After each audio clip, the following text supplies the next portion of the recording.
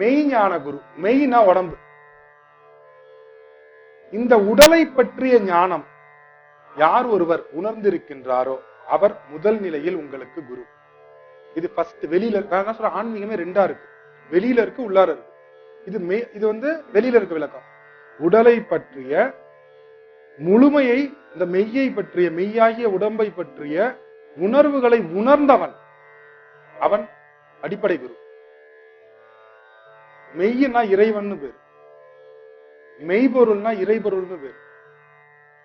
இரண்டாவது நிலையில் என்ன, இறைவனை உணர்ந்து அதையும் சொல்பவன் தான் உண்மையில் ஞான குரு. அதனால்தான் மெய்ஞான குரு என்று அவர்களுக்கு நாமம். மெய் என்கின்ற உடலையும், மெய் என்கின்ற உயிரையும், மெய் என்கின்ற இறையையும் பற்றி எவன் ஒருவன் அறிந்து உணர்ந்து தன்னோட அனுபவத்தால் அதை உணர்ந்து அதன் பின்பு இன்ப நிலையை அடைந்து யான் பெற்ற இன்பம் பெருக வையகம் என்று உரைக்கின்றானோ அவன் மட்டும்தான் மெய்ஞான குரு. மற்ற எல்லா குருக்களும் குருக்கள், பொய்ஞான குருக்கள் என்று தெரிந்து கொள்ளுங்கள்.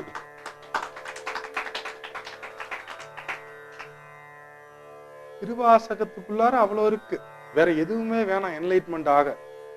சிவபுராணமே போதும். சிவபுராணம்னா என்ன, அந்த டைட்டில் பேர்னா சிவம்னா உயிர். நம்முடைய உயிரை பற்றிய புராணம் தான் சிவபுராணம். சொல்லுவான், ஆக்கம் அளவு இறுதி இல்லாய் அனைத்துலகம் ஆக்குவாய் காப்பாய் அழிப்பாய் அருள் தருவாய் போக்குவாய் எம்மை புகுவிப்பாய் நிந்தொழும்பில் மலம் சோறும் 9 வாயிற் குடிலை மலங்க புலனைந்தும் வஞ்சனை செய்ய. என்ன இதெல்லாம் பிரதோஷத்துல போய் படிக்கிறதா? சிவராத்திரி அன்னைக்கு போய் பாடுறதா? மலம் சோறுனா என்ன? 9 வாயிற்குடில்னா உடம்புக்குள்ளார 9 ஓட்டம் இருக்கு எல்லா மனுஷன்ட்டையும். அத போய் அங்க இருக்கிற லிங்கத்துக்கு முன்னாடி மலம் சோறும் 9 வாயிற்குடிலை மலங்க புலனைந்தும் வஞ்சனை செய்ய விலங்கு மனத்தால் விமலா உமக்கு. விலங்கு மனத்தால் விமலா உமக்கு அப்படின்னா விலங்கு போன்ற மனம். மிருகத்துக்கிட்ட எத்தனை குணாதிசயங்கள் இருக்கோ அத்தனை குணாதிசயம் மனசுல இருக்கு. பூரணமா சிவபுராணம் என்பது உங்களை பற்றியும், உங்களுடைய உடலை பற்றியும், உங்களுடைய மனதை பற்றியும், உங்களுடைய உயிரை பற்றியுமான ஒரு சத்தியம். நீங்க என்னமோ சிவனை பத்தி சொல்லிவிட்டாங்கன்னு போயிட்டு சிவலிங்கத்துக்கு முன்னாடி போய் நின்றுட்டு நீங்க அப்படியே பாடிக்கிட்டு இருக்கீங்க. தன்னை தானே வந்து சொன்னா அது வந்து என்ன ஆகும்? பெருமை பேசுறான்னு பேரு. தன்னையே வந்து பெரிய புகழ்ச்சியா பேசிட்டு உட்காந்துருக்கணும். இப்ப ஞானி பிருந்தாவனர் பெரிய ஞானி, 15 சித்தர்களிடம் ஞான வாக்கு பெற்று அப்படி எப்படின்னு சொன்னா என்ன ஆகும்? ஏத்துக்கிறவங்க ஏத்துப்பீங்க. ஒரு பாரியா எப்ப போனாலும் தான் தான் என்றே பேசிக் கொண்டிருக்கின்றார். எரிச்சலாவும் ஆவாதா? அப்ப பரம்பொருள் வந்து சொல்லிய நூலில் அதை பற்றி சொல்லி இருக்குமா, கேட்கின்ற உங்களை பற்றி சொல்லி இருக்கு? சிந்திக்கணும். ஆன்மீகம்னா என்னமோ இல்ல. ஆன்மீகம்னா என்ன? ஆன்மீகம்னா என்ன? அதுக்கு என்ன வார்த்தைக்கெல்லாம் அர்த்தம்? இதெல்லாம் சும்மா வச்சுட்டானா? ஆன்மீகம் இந்த வார்த்தை மட்டும்தாங்க ஐயா எல்லா மதத்திலையும் பொதுவா இருக்கு. கிறிஸ்தவ மத பாதிரியாருக்கும் என்ன பேரு? ஆன்மீகவாதி தான் பேரு. இஸ்லாமிய மத சூஃபிகளுக்கும் என்ன பேரு? ஆன்மீகவாதி தான் பேரு. நம்ம காவி கட்டின சாமியார்களுக்கும் பேரு என்ன? ஆன்மீகவாதி தான். இந்த விபூதி பட்டியா லைட்டா அடிச்சுட்டு 2 நாள் கோயிலுக்கு போயிட்டு நம்மளால வந்துட்டான்னா அவன் பேசுற பேச்சு தாங்க முடிய மாட்டேது. அவனுக்கு ஆன்மீகவாதி தான் பேரு. குமுத ஆன்மீகம், இந்த 4-5 ஆன்மீக நூட்கள், தினத்தந்தி ஆன்மீகத்தை 4 வாரம் படிச்சுட்டானா அவங்க பேசுறது அதை தாண்டியதா இருக்கு. கேட்டா நாங்களாம் ஆன்மீகவாதி இல்ல. ஆன்மீகவாதிகள் இங்க வாங்க. ஆன்மீகம்னா என்ன சொல்லு? அதுக்கப்புறம் நீ வாதியா இல்ல வியாதியான்னு நான் முடிவு பண்றேன். இந்த ஆன்மீகவாதி வாதம் செய்யறதுன்னா என்ன தெரியுமா? ரசவாதம்னா என்ன? இரும்ப தங்கமாக்குறது. இரும்ப தங்கமாக்குற வித்தைக்கு பேரு ரசவாதம். செஞ்ச சித்தர்கள் இருக்காங்க. வாதம் அப்படிங்கிற வார்த்தை, இந்த வார்த்தையை பிரிச்சு பாருங்க. ஆன்மீகவாதி அப்படின்னு சொல்றோம். வாதம்னா இரும்பை தங்கமாக்குதல், செம்பை தங்கமாக்குதல். தங்கமாக்கணும். உடம்போட்ட தங்கமாக்குறது. எந்த உலோகத்தையும் தங்கமாக்கும் வித்தைக்கு பேரு வாதம்னு பேரு. எல்லா செம்பு, இரும்பு, பஞ்சலோகம் எல்லாத்தையும் தங்கமாகிற வித்தையை சித்தர்கள் கண்டுபிடிச்சாங்க. அதுக்கு பேரு வாதம்னு பேரு. கொங்கணவர் ரசவாதம் தான் இருக்கிறதுலே உயரியது. கொங்கணவர் தான் அதுக்கு அதிபதி இந்த வாதத்துக்கு. அந்த கொங்கணவர் எங்க தெரியுமா ஜீவசமாதி அடைஞ்சிருக்காரு? திருப்பதியில். அதனாலதாங்க கொட்டோ கொட்டோன்னு துட்டு கொட்டுது, வேற ஒண்ணும் இல்ல. அந்த கொங்கணவர் எங்க தெரியுமா இருக்காரு? பெருமாள் இல்ல. நீங்க கஷ்டப்பட்டு போய் பெருமாளை பார்த்தாதான் கொங்கணவர் ஜீவசமாதி நினைக்காதீங்க. அந்த பெருமாளுக்கு நேர் எழுத்தாம இருக்கிற ஆஞ்சநேயர் சன்னதி இருக்கும். இது எங்க குருநாதர் எங்களுக்கு சொன்னது. அந்த ஆஞ்சநேயர் சன்னதியில கூட்டமே இருக்காது, சாதாரணமா போய் பார்க்கலாம். அதுதான் உண்மையில் கொங்கணவர் ஜீவசமாதி. சரிங்களா? அதனால இனி கொங்கணவர் ஜீவசமாதி போனா பெருமாளை பார்க்க முடியலையே எல்லாம் கஷ்டப்படாதீங்க. நான்லாம் போயிட்டு பெருமாளையே பார்க்காம டைரக்டா போயிட்டு ஆஞ்சநேயரை மட்டும் உட்காந்துட்டு வந்ததெல்லாம் உண்டு. உண்மை தெரியாதுங்கய்யா. நல்ல சீக்கிரட் எல்லாம் பாத்தீங்கன்னா சாதாரணமா தெருவோரத்துல தான் கிடக்கும். பெரிய விஷயங்கள்லாம் பில்டப் தான் பயங்கரமா இருக்கும். இந்த ரசவாதம், இந்த ஆன்மீகவாதம். ஆன்மீகம்னா ஆ என்றால் ஆன்மா. யார் ஒருவர் ஆன்மாவை அறிந்து உணர்வு வாழ்ந்து கொண்டிருக்கின்றார்களோ, அனுபவித்து, அவர்களுக்கு பெயர் ஆன்மீகவாதின்னு பேர். யார் ஒருவர் தான் உணர்ந்த இன்பத்தை, தான் உணர்ந்த ஆன்ம அனுபவத்தை வெளியில சொல்றாங்களோ அதற்கு பெயரே ஆன்மீகம். ஆன்மீகம் என்ற செயலில் நீங்கள் கோயிலுக்கு, வெளியில இருக்க கோயிலுக்கு செல்லும் பொழுது அங்க காட்டக்கூடிய ஒவ்வொரு விஷயங்களுமே உங்களுடைய ஆன்மா சம்பந்தப்பட்டதுதான். ரொம்ப சிம்பிளா சொல்லலாம். தன்னை அறிதல். இதுக்கு என்னங்கய்யா உபாயம்? இப்ப நான் ஆன்மீகவாதியாக மாறணும். நான் இப்ப ஆன்மீக வியாதியா தான் இருக்கேன். பட் ஆன்மீகவாதியா மாறணும். எனக்கு தெரிந்த சிம்பிள் ஸ்லாங்ல எனக்கு சொல்லுங்க அந்த ஞானத்தை அப்படின்னு கேட்டா ரொம்ப சிம்பிள். திருக்குறான் அழகா சொல்லும். இறைவனின் ஆற்றல் இரண்டாக உள்ளது, ஒன்று சக்தி, ஒன்று சிவம். இது திருக்குறான் சொல்லல, அதுக்கு அடுத்த டைலாக் தான், அது வேற. திருக்குறான் சொல்கின்றது ஐயா என்று சக்தி சிவம் என்று விட்டார் அப்படின்னு சொல்லுவாங்க. சிவம் சக்தி. இத திருக்குறான் என்ன சொல்லுது? எப்படி இறைவனின் சக்தி என்னன்னா மலைன்னு சொல்றான். திருக்குறான் முதல் அத்தியாயம் மலை, வான்மலை. அது இறைவனால் அருளப்படுகின்றது. இந்த வான்மலையில் என்ன நடக்குதுன்னா ரெண்டு மேகங்கள் முட்டுது. இந்த ரெண்டு மேகங்கள் முட்டும் போது என்ன நடக்குது அப்படின்னு பார்த்தோம்னா இடி மின்னல்னு ரெண்டு விஷயம் நடக்குது. இந்த மின்னல் இமீடியட்டா வந்துடும் பூமிக்கு. மின்னல் மின்னதும் நீங்க என்ன நினைப்பீங்க? இடி வரப்போகுது, சவுண்ட் வரப்போகுது. அப்ப வெளிச்சமும் சவுண்டும் வருது. அப்ப ஒளி, ஒளியானவன் இறைவன். இதான் நாத்த பிரம்மம் அப்படின்னு சொல்றது, ஒளி பிரம்மம்னு சொல்றது. இந்த உடல் இந்த சிசு இந்த கருவறையில் எப்படி வளர்க்கப்படுகின்றது? 10 மாதங்கள், 5-2 திங்கள், 10 மாசம். எப்படி வளருதுன்னா இதே லைட் சவுண்ட்ல தான் வளருது. அந்த குழந்தை படுத்திருக்குல்ல சிசுக்குள்ளார, அது பாத்தீங்கன்னா உங்க காது மாதிரி இருக்கும். இந்த காது சேஃப்ல தான் படுத்து கிடக்கும். அந்த குழந்தை தலைகீழ படுத்து கிடக்கும். புவியீர்ப்பு விசைக்கு தலைகீழ படுத்து கிடக்கும். இந்த காது சேஃப் என்னன்னா ஓம்கார சேஃப். இந்த காதை கரெக்டா பாத்தீங்கன்னா ஓம் மாதிரி இருக்கும், ஓம் வட்டம் மாதிரி.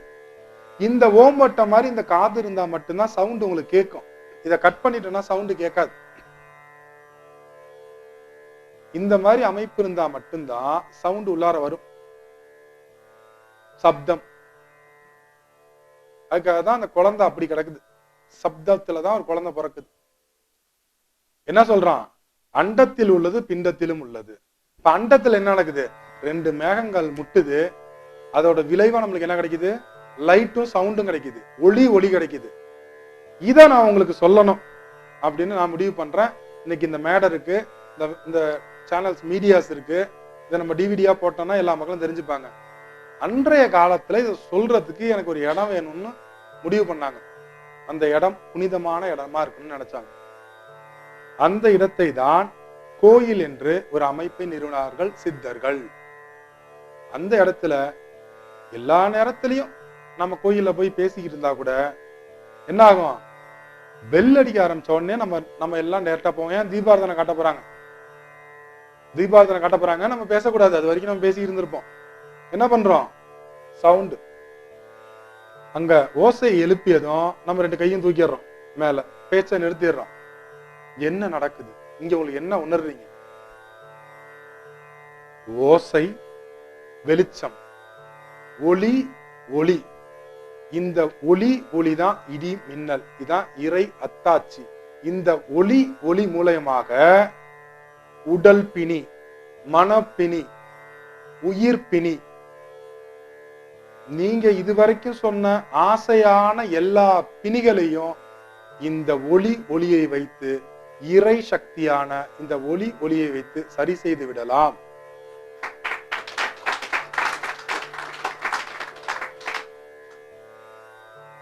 சித்தர்கள் அப்படி கொண்டு போய் சிம்பிள்ல வச்சாங்க. அப்ப ஒளி ஒளி. இத சூஃபிகள் என்ன பண்ணாங்க? இது அவங்க என்ன சொன்னாங்கன்னா, வலிமார்கள் ஒளிமார்கள்னு அந்த தர்காக்கு போனா போட்டிருக்கும். வலி உள்ளாகு ஒளி உள்ளாகுன்னு போட்டிருக்கும். ஒளி உள்ளாகலாம் சவுண்ட பிடிச்சவன், வலி உள்ளாகலாம் லைட்ட பிடிச்சவன். 2 மார்க்கம் இஸ்லாம்ல. காதிரியா மார்க்கம், ரிஃபாய் ஆண்டவர் மார்க்கம்னு சொல்லுவோம். எத்தனையோ மார்க்கங்கள் உட்பிரிவு இருக்கு, 2 தான் பிரதானம்.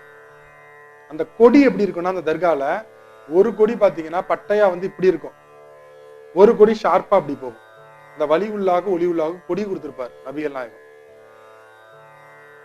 அந்த வலி உள்ளாக லைட்ட பிடிச்சு வந்தவங்களுக்கு பேர் காதிரியா மார்க்கத்தோட குரு யாருன்னா மொஹைதீன் ஆண்டவர். பாக்தாத், ஈரான்ல இருக்கிற பாக்தாத்ல ஜீவ சமாதி ஆகிய தர்கா இருக்கு, தங்கத்திலேயே அழைச்சு வச்சிருக்கான். அவர் யார்?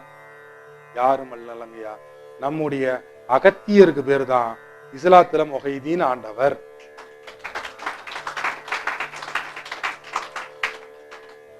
நம்முடைய அகத்தியருக்கு இப்படி ஒரு பேர், மொஹைதீன் ஆண்டவர்னு பேர். எப்படிங்க அதை நாங்க நம்புறது? ஒண்ணுமே இல்லைங்கய்யா, எல்லா நூல் கடையிலையும் மொஹைதீன் ஆண்டவரோட நூல் இருக்கு, அதை எடுத்துங்க. அகத்தியரோட ஒரு நூல் எடுத்துங்க, 2த்தையும் எடுத்து 2 பாடலையும் படிங்க. 2மே விநாயகர் காப்பு போட்டு ஒரே அடி ஒரே சந்தம் தான் இருக்கும், ஒன்னும் மாறிலாம் இருக்காது. ஒரு இஸ்லாமிய சூஃபி கணபதி மந்திரத்தை எடுத்து பிள்ளையார் மந்திரத்தை எழுதிட்டு தான் அவர் ஆரம்பிக்கிறார். இதெல்லாம் நமக்கு தெரியாமலே போச்சு. மொஹிதீன் ஆண்டவர்லாம் யாரும்? ரிஃபாய் ஆண்டவர். ரிஃபாய் ஆண்டவர் யாருன்னா, அவர் தான் இந்த ரிஃபாய் ஆண்டகை மார்க்கம் சொல்லக்கூடிய மார்க்கத்துக்கு தலைவர். அவர் யாருன்னா, சவுண்ட் பாடல், இந்த டப்ஸ் அடிச்சுட்டு பாட்டு பாடுவாங்க தெரியுங்களா? இந்த தொழுவ காலத்துல, இந்த ரம்ஜான் மாதத்துல டப்ஸ் அடிச்சு தொழுவு பண்ணுவாங்க. அந்த மார்க்கம் தான் ரிஃபாய் மார்க்கம். இசையின் மூலமாக இறைவன். ஏன் நம்மால ஒரு உடுக்க சவுண்டுக்கு ஆடல நாட்டியம்? இதை ஏத்துக்கிறோம், அதையும் ஏத்துக்கணும். இந்த மனம் வரணும். ஆசை நமக்குள்ளார எப்படி இருக்கு? ஆசை. பரவாயில்ல, இந்த ஆசைய நீங்க எதை வச்சு டியூன் பண்ணலாம்? நம்ம எப்படி இடம் வாங்கலாம்? நம்ம எப்படி நம்ம பொண்ணோட செவ்வாய் தோஷத்தை எப்படி நீக்கலாம்? ஒரு வரன் எப்படி வர வைக்கலாம்? இந்த இறை சக்தி ஆகிய ஒளி ஒளி மூலயமா லைட்டா டியூன் பண்ணி விட்டா மாப்பிள்ள வந்துடும், பொருளாதாரம் கிடைச்சிடும். இதுக்கு நீங்க எந்த சாமியாரையும் போய் பார்க்க வேணாம். உங்களுக்குள்ளாரியே இறைவன் இருக்கான், இறை சக்தி இருக்கு. இத சொன்னவங்க தான் சித்தர்கள். அப்பா உனக்குள்ளார எல்லாமே இருக்கு, அது உனக்கு தெரியல, எங்களுக்கு தெரிஞ்சு நாங்க உணர்ந்துட்டோம், அதை தெரியப்படுத்து. என் குரு கொடுத்த வேலை, அதை மக்களுக்கு தெரியப்படுத்து. அவங்களுக்கு புரியுற அளவுக்கு இறங்கி போய் சொல்லு, அவங்க ஸ்லாங்ல. ஏன்னா சித்தர்கள் எதையும் மறைபொருளா வைக்கிறாங்க, பல பேருக்கு என்ன தெரியாது. அதெல்லாம் 3000 வருஷத்துக்கு மூத்த தமிழ். அந்த தமிழ்ல அவங்க ஓப்பனா தான் பாடியிருக்காங்க. பட் 3000 வருஷம் மருவிடுச்சு தமிழ். தமிழ் மருவினதுனால நம்மளுக்கு இப்ப டஃப்பா தெரியுது, அந்த வார்த்தைகள்லாம் நம்மளுக்கு புரியல. சினிமா ஆரம்பிச்ச காலத்துல தியாகராஜ பாகவதர் படம் எல்லாம் பாத்தீங்கன்னா பாட்டு தான் படமே ஓடிட்டு இருக்கும். நாதா நாத்தி அப்படி. நாதானா என்ன? நாதானா கணவன் அர்த்தம். இப்ப போய் நாதா அப்படின்னா என்ன என்னன்னு தெரியாது. இப்ப இருக்கிற ஐடி படிக்கிற ஒரு பொண்ணு என்ன சொல்றது, ஒரு ஐடி படிக்கிறது, ஐடில இருக்கிற ஒரு பையன், அமெரிக்கால இருக்கிற பையன் வந்துட்டான், நாத்தா இங்க வா உட்காரு சாப்பிடு, நான் உனக்கு அன்னம் பாலிக்கின்றேன் அமரு அப்படின்னா அவன் அதோட இதுக்கு ஏதோ நாய் போச்சு. ஃபர்ஸ்ட் டைவர்ஸ் கேஸ் அப்ளை பண்ணிட்டு அவன் போயிடுவான் அமெரிக்கா. புரிஞ்சுங்க. அதனால சித்தர்கள் எல்லாம் தவறாவே என்றது. அவர்கள்லாம் புரியாத லாங்குவேஜ்ல சொல்லிவிட்டாங்க. அவன் புரியாத லாங்குவேஜ்ல சொல்றதுக்கு அவன் சொல்லாமலே இருந்துட்டு போயிருப்பானே. அன்னைக்கு எந்த கம்ப்யூட்டரும் இல்ல, எந்த மீடியாவும் இல்ல. நான்லாம் ரொம்ப எளிமையா உட்காந்துக்கிட்டு அழகா ஏசி ரூம் போட்டுக்கிட்டு இப்படிலாம் உட்காந்து சொல்லிட்டு போயிட்டான். ஆனா சித்தர்கள் எல்லாம் பாருங்க, ஓலைச்சுவடி அவங்க சொல்ல சொல்ல சிஷ்யம் உட்காந்து எழுதணும். சோடியில கஷ்டம். எதுக்காக அந்த கஷ்டப்பட்டான்? அதான் அவன் உணர்ந்தான். அவன் சிஷ்யனுக்கு சொன்னான், போயிருக்கலாம். எதுக்கு போகர் 7000 பாட்டா உட்காந்து எதுக்கு எழுதிட்டு வந்துருக்கணும்? சமீபத்துல வள்ளலார் திருவருப்பா எழுதும்போது என்னாச்சு, பேனா கிடையாது. அந்த மைய தொட்டு தொட்டு எதுக்கு திருவருப்பாய்க்கு எழுதினாரு? கஷ்டப்பட்டு. தேவையில்லையா? அவரு ஞானத்தை அடைஞ்சிட்டாரு, அவர் என்லைட்மெண்ட் மாஸ்டர். அன்னைக்கு வந்தா 10 பேர் சொல்லிட்டு போலாம், சொல்லல. கஷ்டப்பட்டு எழுதுறான். எதுக்காக எழுதுனான்? எல்லா உயிர்களும் அந்த ஆனந்த நிலையை அடைய வேண்டும். இப்ப ஆன்மீகம், அந்த ஆன்மா எங்க இருக்கு? லைத்திருக்கின்ற அந்த ஒரு சத்தியத்தை சொல்வதுதான் ஆன்மீகம். நல்லா புரிஞ்சுங்க. அந்த ஆன்மா லயமாகி இருக்கக்கூடிய அந்த சத்தியத்தை நாம் உணராமல் இருப்பதற்கு காரணம் மனம். அதை உணர வைக்கணும்னா இந்த மனதை நிறுத்தணும், ஸ்தம்பிக்க வைக்கணும், நிறுத்திடணும்.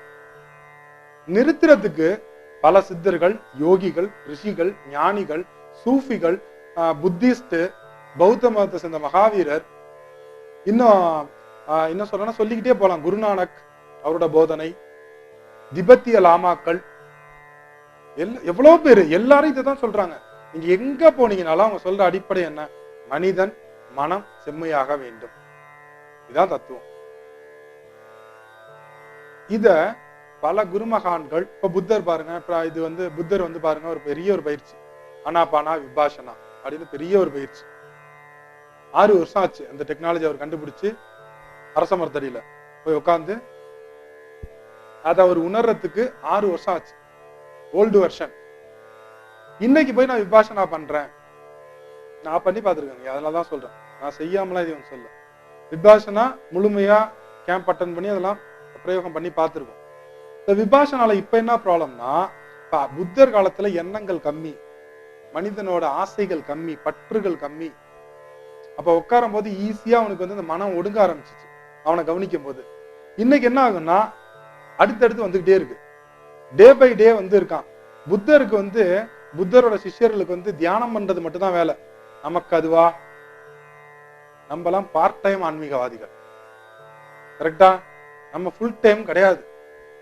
அப்ப பார்ட் டைம் ஆன்மீகவாதிகள் ஸ்கூல்ல போய் 10வது 1 வருஷம் படிச்சு தேர்வு எழுதுறவனுக்கும் விக்டோரியல் சென்டர்ல போய் தனி தேர்வு எழுதுறவர்களுக்கும் வித்தியாசம். நம்மளாம் யாரு?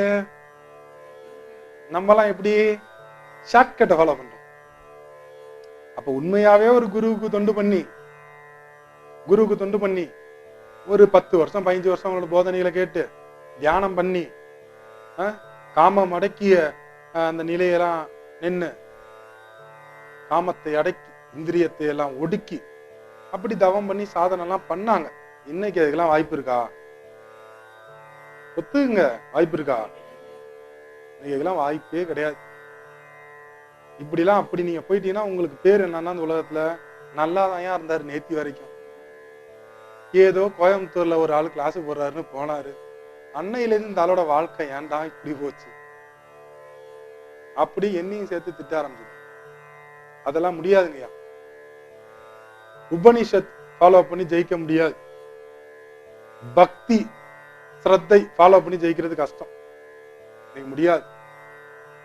இன்னைக்கு இதெல்லாம் மாத்தக்கூடிய ஒரு மெய்ஞான குரு. ஒவ்வொரு காலத்திலையும் அப்டேட் ஆகிட்டே வருது ஆன்மீகம். நல்லா புரிஞ்சுக்கணும். மனிதனோட ஆயுட்காலங்கள் எப்படி குறைஞ்சுக்கிட்டே வருதோ, 120 வயசு அஸ்ட்ராலஜி சொல்லுது. தசாபுத்தி ஃபுல்லா போட்டு முடிச்சா 120 வயசு ஒரு மனிதனுக்கு. ஏறக்குறைய இப்ப என்னுடைய தாத்தா காலம்லாம் 100 வயசு வரைக்கும் பார்த்தாச்சு. என்னுடைய அப்பா காலங்கள்லாம் இப்ப 60, 70, 80க்கு திணறாங்க. நம்ம காலம்லாம் 40, 50க்கு திணறுவோம். ஆயுள் குறைஞ்சுக்கிட்டே வருது பாருங்க. மனிதனோட அறிவியல் வளர்ச்சி அதிகமாக அதிகமாக மனிதனின் ஆயுள் குறைஞ்சுக்கிட்டே வரும். அப்போ 12 வருஷம் போய் நான் தியானம் பண்றேன், நான் தவம் பண்றேன். இப்ப ராகவேந்தரோட வாழ்க்கையில எடுத்தோம்னா அந்த குருநாதர்கிட்ட விஜயேந்திர தீர்த்தர்கிட்ட பாத்தீங்கன்னா சில காலங்கள் குருகுல கல்வி படிப்பாரு. அதுக்கப்புறம் போய் திருமணம் பண்ணுவாரு, ரிட்டர்ன் அகைன் குருபீடத்துக்கு வருவாரு. பட் இன்னைக்கு நான் போயிட்டு குரு கல்வி படிக்கிறேன் அப்படின்னா அதெல்லாம் நடக்காது. இன்னைக்கு அந்த குருகுல ஞான கல்விகள்லாம் இல்ல. குருகுலம் இருக்கேன்னு கேட்பீங்க, அங்க வேதங்கள் தான் உங்களுக்கு சொல்லப்படுது. ரிக், யஜூர், சாம, அதர்வன வேதம். அதர்வன வேதம்லாம் இப்ப யாரும் கத்து கொடுக்கல. ரிக்கு, யஜூர், சாமம் கூட இருக்கு. திருக்குரானோட ராகம் சொல்றாங்க இல்லையா, அல்லாஹு அக்பர் யா அல்லாஹு அக்பர் லா இலாஹா இல்லல்லாஹு முஹம்மது ரசூலுல்லாஹி அப்படின்னு வாங்க சொல்றாங்கல்ல. இதை அப்படியே எடுத்து யஜுர்வேதத்தோட ஒரு ஸ்லோகத்தை எடுத்து படிக்க சேமா இருக்கும், வேற ஒண்ணுமே கிடையாது. ஆனா இதுல ஒரு டெக்னிக் இருக்குங்கய்யா. அந்த இப்ப நான் சொன்னல இந்த சவுண்ட் எல்லாம் நல்லா கவனிங்கல, இந்த சவுண்ட்ல தான் சூட்சமா இருக்கு. லா இலாஹா